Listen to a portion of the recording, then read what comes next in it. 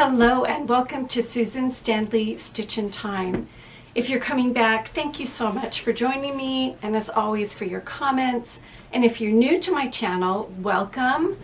This channel talks about cross stitch, quilting, textiles, sewing notions, and methods from the past, and how all these things relate to one another. And I also like to share with you my projects, and today I have several exciting things to show. I have fully finished object, I have my whip progress, I have this quilt back from the long armor that I'd love to share with you. I have a little bit of history about doll quilts that just briefly I want to pop in, and I have a question to answer, some books, and another announcement. So come on for the ride, it's going to be fun. Okay, so the first thing I want to show you is my finish of Mary Brittnell. Mary Brittnell, 1839. She was charted by Rebecca of Hedgerow Stitching. She was stitched by me on 30 count Mariner's Map, legacy linen, with my conversion to Goblins. Now, I've told you this before, I chose this count and the color of linen because I was trying to approximate what would have been available to Mary in 1839. And Rebecca said the designer of this said the original was stitched on 22 count. And I chose the threads for the same reason. I wanted, I know many people like to stitch on higher count, but I wanted to kind of experience as closely as I could the way Mary would have stitched this. And if you've been following me, you know that I've been focusing on the needlework from 1840, and so that was kind of something I was trying to have a lived experience as close as possible. So what did I find? Well, let me show you. Here's my finish, and you're gonna be surprised. I have kind of a unique way of finishing her. Let me pull this out a little bit so you can see. So I love, love, love the way the silk goblins look. They were a different experience to stitch with. They're thicker, but they're shiny, and they have a lot of luster. I did, some of the colors are a little bit different, and they really pop because I used this lighter linen, and so you can see that the colors really pop. I loved every minute of stitching it, and I loved the way it would glide through the linen, and like I said, the shine and the luster from the filament silk was just gorgeous, just gorgeous. It was just really fun. So about halfway through stitching, I had it in my hoop, and I just started to feel the weight of the linen, and it wasn't a bad feeling. It was like this feeling of rich intensity and substance and quality, and it was really pleasing. I really loved that tactile part of the experience. And I put in my last stitch on Easter Sunday 2023. I immediately stitched guidelines around the edge, and I washed and rinsed the sampler, and all the linen threads just kind of refreshed and pulled back into shape. I blocked it, and they kind of settled, everything settled. And I decided I wanted to do a finish that would kind of emulate what might have been done with a marking sampler. Marking samplers were not always framed. Marking samplers were kind of a girl or a young stitcher's guide to stitches so they could mark household linens. And I was playing around thinking, you know, I wanted to back it so at least the back was protected. And I played around with a bunch of printed fabrics from 1840, and nothing was quite doing it for me. And then I put it on a piece of just plain muslin, and it just backed the linen and brought all the color from the threads forward. And I said, okay, sometimes simple is best. And so I went ahead and settled on that for the backing, and I prepared a binding. Now the bindings in 1840 were not on the bias, so it was a little bit tricky with this really kind of stabilized muslin and this little stretchy linen, getting that to work. I stitched that all on by hand, and I haven't seen an antique that's finished like this necessarily, but my plan, what I'm calling it is, I'm calling it my work basket finish, because what I plan to do is roll it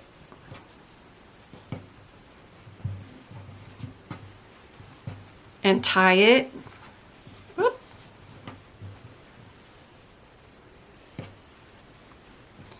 And kind of imitate a work basket experience, you know, something that a young woman, a young stitcher, a girl in service might have had in their work basket as a reference and a resource for stitching. So Mary, I did get permission from Rebecca, the designer of this chart, to share a little bit of Mary's history. Mary was born in 1832 in New Ratford, Nottingham. She was the third of 4 children, and she had 2 older sisters who may have been her stitching guides. And sadly, Mary's mother died when she was just 4 years old. And at that time, her older sister, whose name was Zillah, was sent off to live in the household of her grandparents, and her Aunt Sarah also lived there. And her Aunt Sarah happened to be a dressmaker. And so I think it's likely that Zillah was taught stitching skills at this time. And at some point after her grandfather passed away, Zillah returned to her father's home, and her father had married a new wife, and this was in about 1847. And so she likely instructed her younger sister, including Mary, in stitching and all the necessities and uses of a needle for young people at that time. Now, Rebecca of Hedgerow Stitching did some research and discovered Zillah's sampler, and she had stitched it in 1843, and then she discovered that Zillah, Mary's older sister, went on to become a successful dressmaker. And I have permission to share Zillah's sampler with you, so I'm going to put that in right here.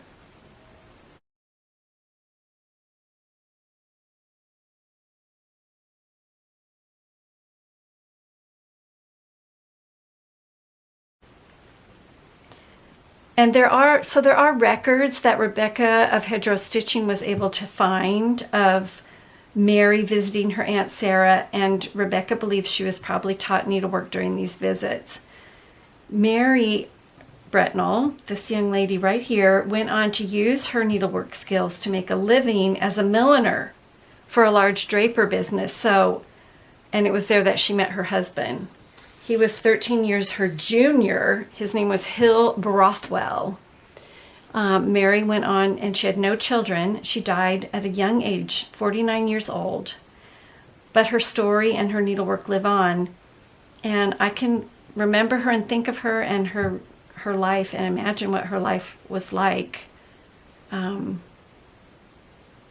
so I have just this little tidbit of a remembrance of this little person who lived at some point, Mary. And at 7 years old, she probably had no idea what her life would entail. So if you're interested in the Gobelin conversion that I used, please email me. I'm happy to share with you all of the things that I convert like that. So not sure if she'll be draped on a basket or rolled up, put into a work basket, but yeah, for now, she's my work basket finish.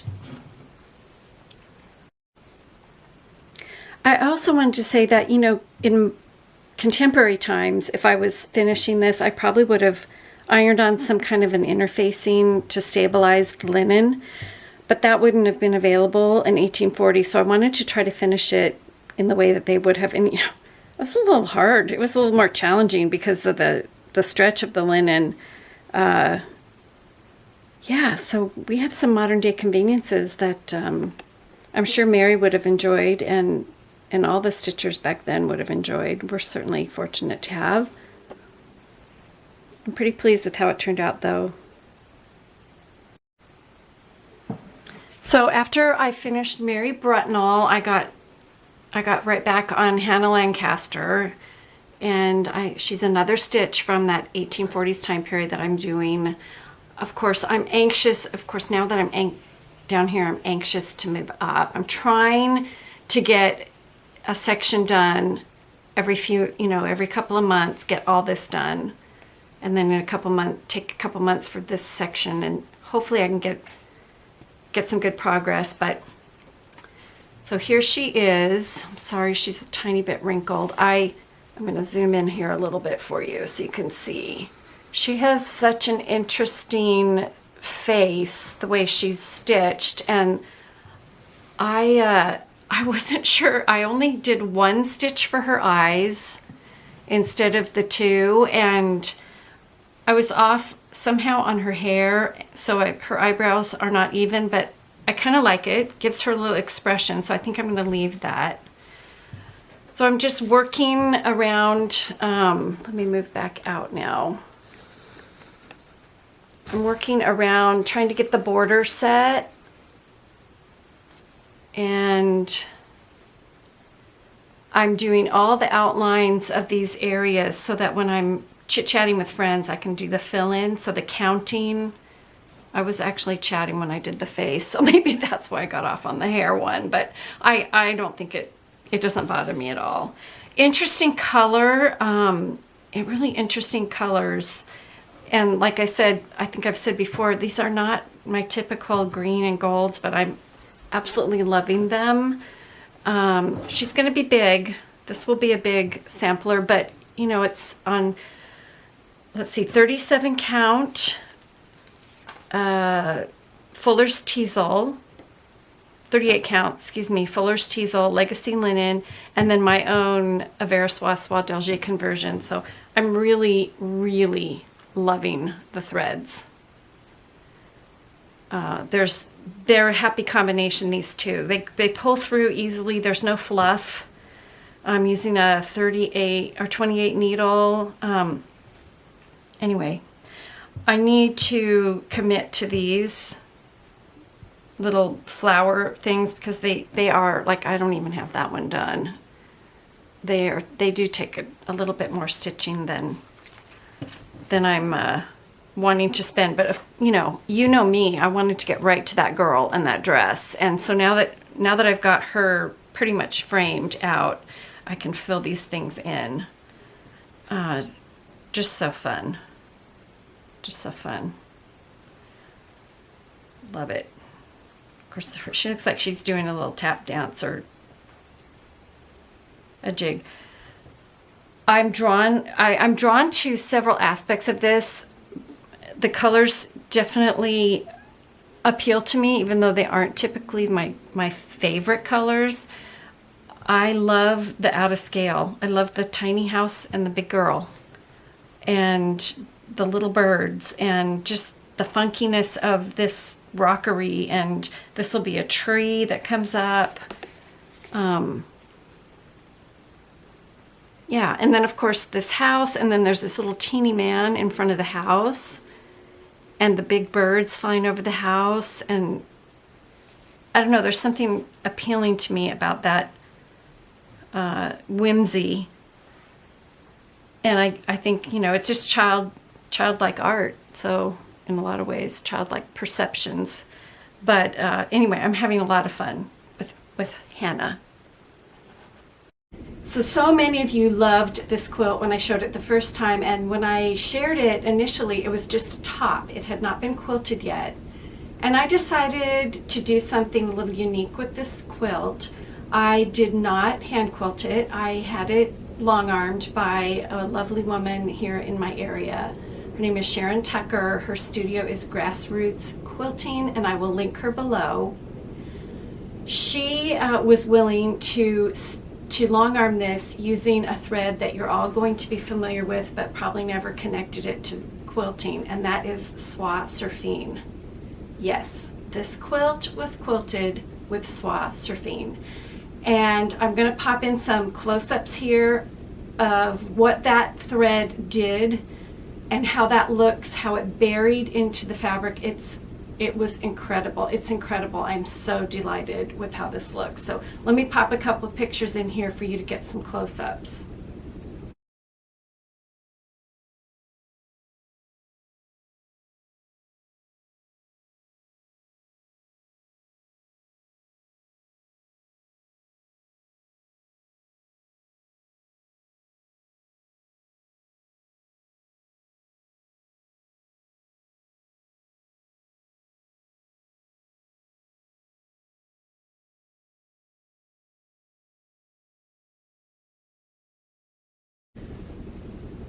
I couldn't be more delighted with the quality of this thread and her skills, of course, and how this all came together.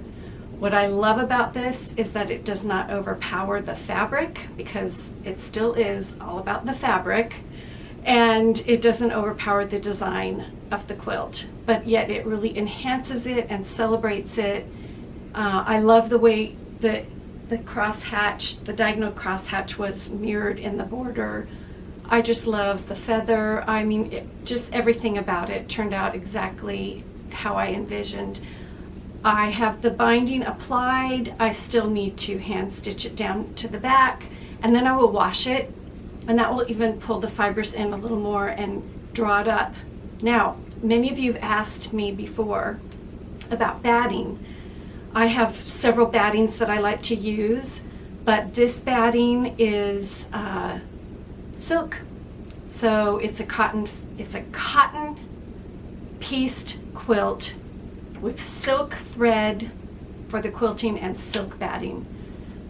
It just sparkles and shines. It just enhances everything about the quilt. So I'm just thrilled.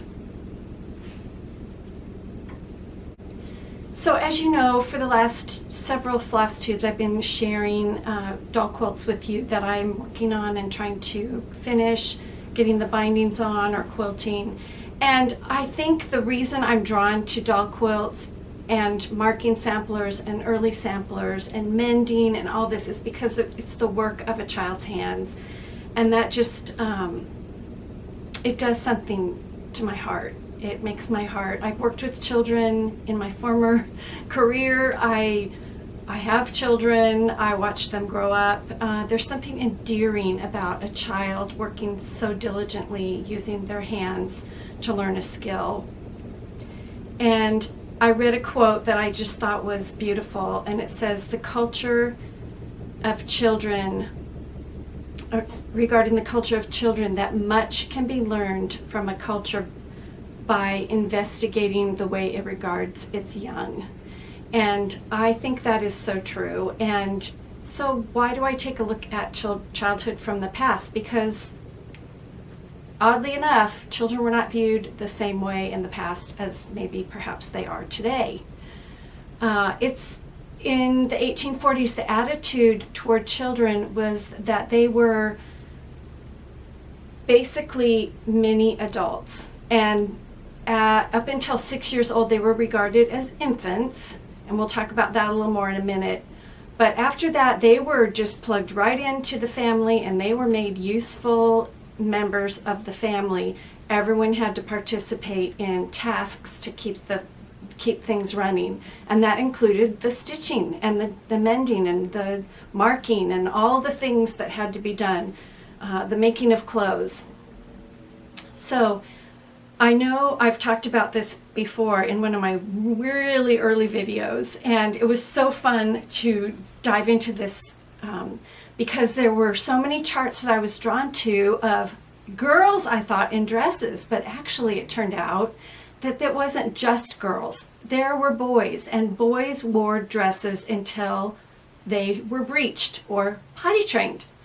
And that was sometimes around 6 years old, and then boys, sometimes they grew their hair out super long, and I'll pop in a picture here if I can find it of some interesting famous characters in their childhood garb looking very much like a little girl.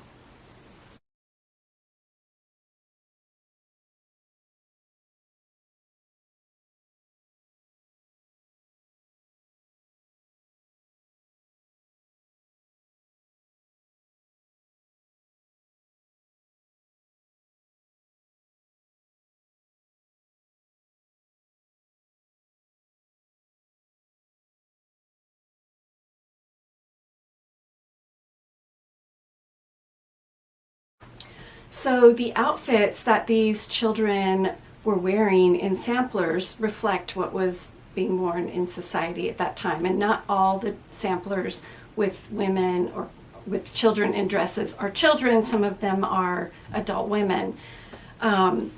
Anyway, I just found that really interesting. There actually is a Facebook group dedicated to this topic, and I will link the information below on that group. I appreciate them so much, and a lot of them reached out to me and helped direct me in this information, and so I thank you so much for that.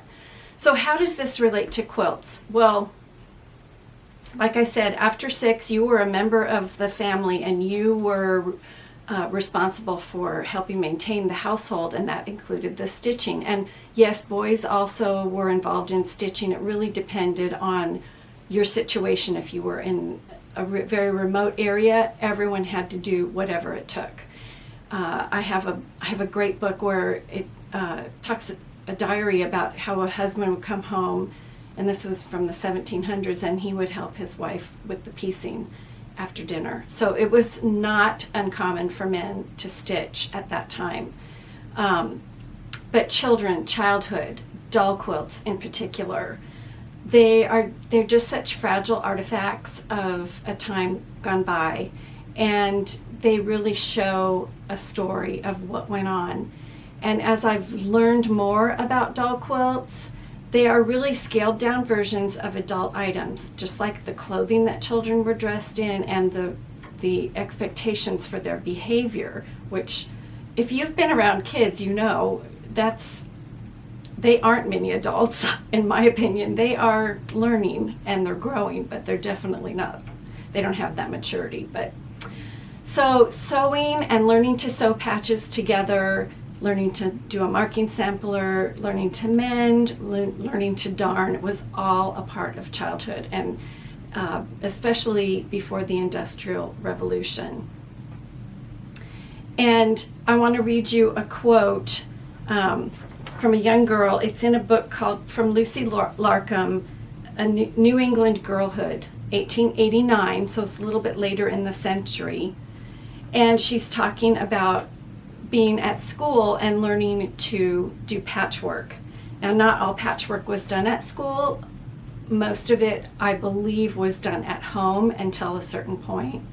But many diary accounts of older adults talking about their childhood in the 1800s reflect that they learned watching their elders and stitched and had to stitch patches before they could go out and have fun. So this young lady, Lucy Larcom, and this is a little long, but I think it's charming. Another trial confronted me in the shape of an ideal but impossible patchwork quilt. We learned to sew patchwork at school while we were learning the alphabet, and almost every girl, large or small, had a bed quilt of her own begun, with an eye to future house furnishing. I was not over fond of sewing, but I thought it best to begin mine early. So I collected a few squares of calico and undertook to put them together in my usual independent way without asking direction.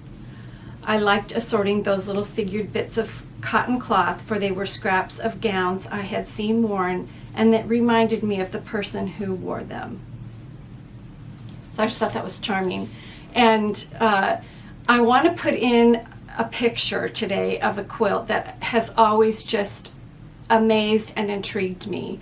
And this quilt was stitched by a little girl, her name was Lucinda, in 1840, let me read here, in 1845.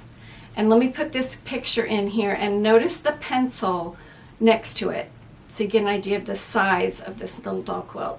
Let me put that in right here.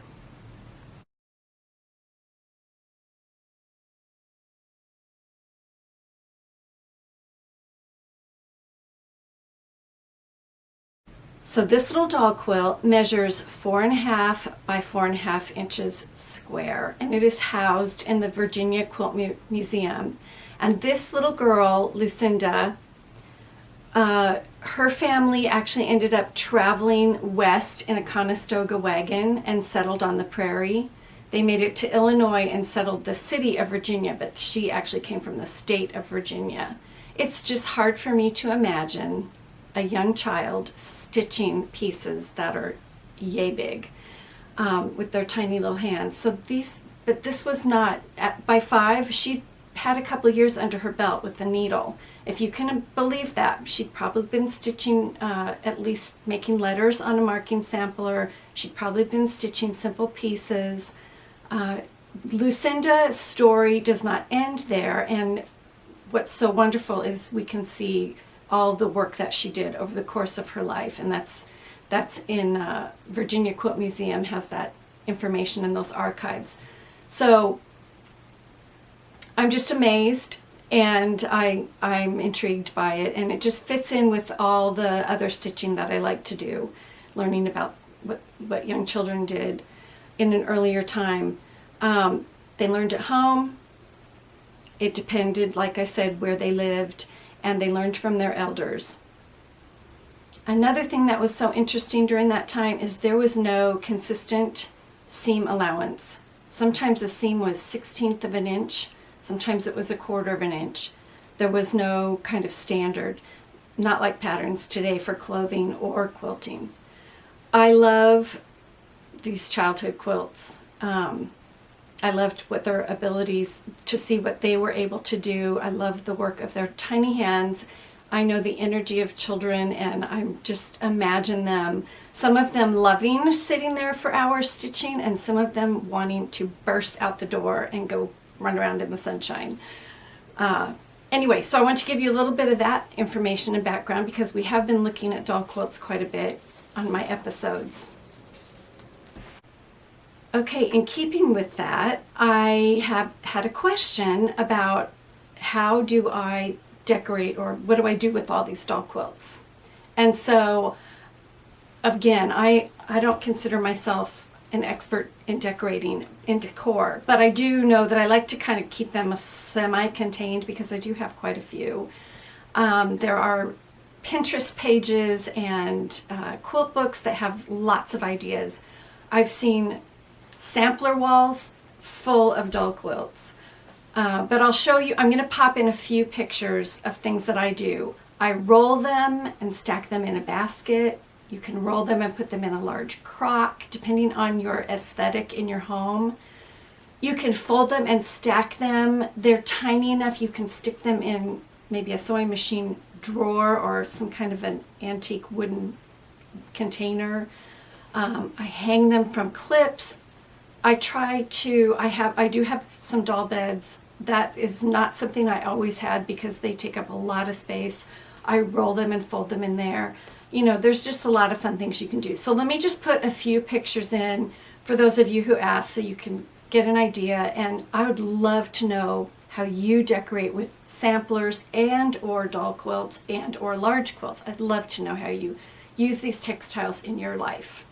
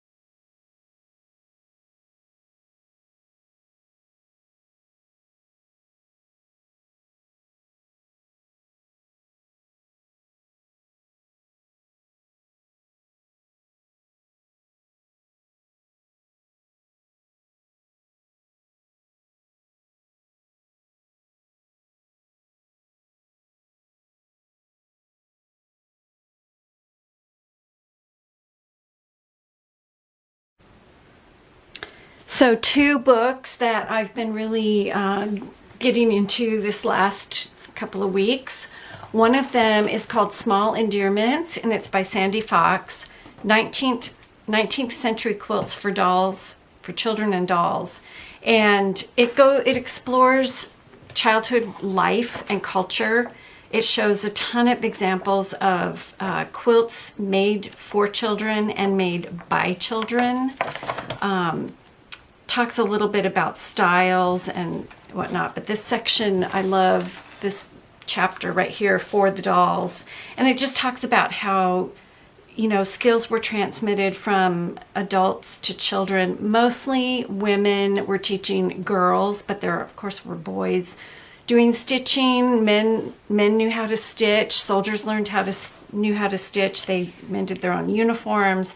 So, you know, it was not just one person in the household doing the work, but it was actually, but in general, it was mostly young girls.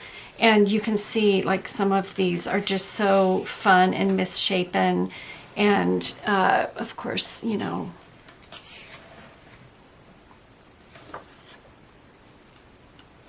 yeah. And they were just excited, usually, because they knew, like I said, they knew they would get a doll bed or something special if they finished their doll quilt. You can see some of them are a little bit like, that's a very interesting little quilt right there, but just a really fun book. This Sandy Fox is the author. She's done a ton of research. There's great references in the back. If you're at all interested in the life of children in the 19th century and the stitching that they did, and these small quilts, you'll definitely want this book. And then another one that's very good is A Child's Comfort, Baby and Doll Quilts in American Folk Art. This one is by Sarah Jane Johnson. And of course, I get all these books used. Almost all the books that I share with you, I get on Abe Books or Thrift Books.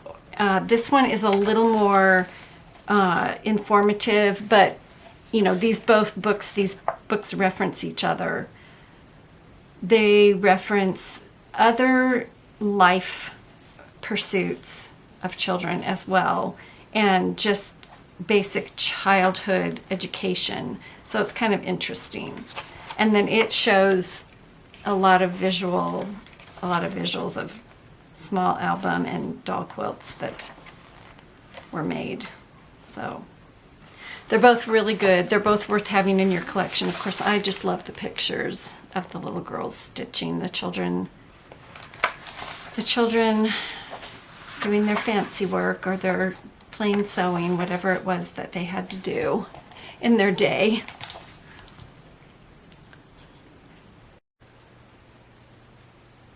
Okay. All right, next time, I look forward to seeing you.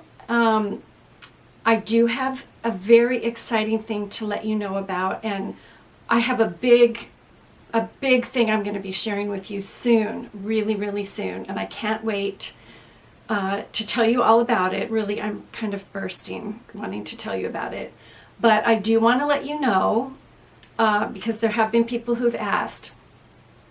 I have a website that's about ready to launch.